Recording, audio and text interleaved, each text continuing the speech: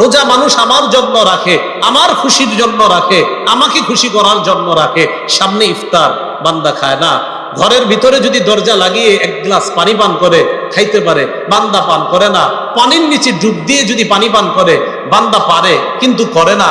বান্দা যদি কিছু খেয়ে ফেলে মানুষের আড়ালে, করতে পারে, কেউ দেখবে না, কিন্তু বান্দা এটা করে না, কারণ সে আমার জন্য রোজা রাখছে। তা এটার পুরস্কার আমি আল্লাহ দিব। আল্লাহ কি দিবে? আল্লাহর দেওয়া কেমন হতে পারে আল্লাহ ভালো জানেন। কিছু আমল নামা তো আল্লাহ লেখায়, রোজার ব্যাপারে আল্লাহ কয় আরে এটার পুরস্কার আমি দিব। রব যত বড়, রবের পুরস্কার তত বড়। সুবহানাল্লাহ। বলেন, রব যত বড়, রবের পুরস্কার। ভাই, একটা রোজা ভাঙবো না তো ইনশাআল্লাহ? সবগুলা রোজা ইনশাআল্লাহ আমরা রাখবো ইনশাআল্লাহ।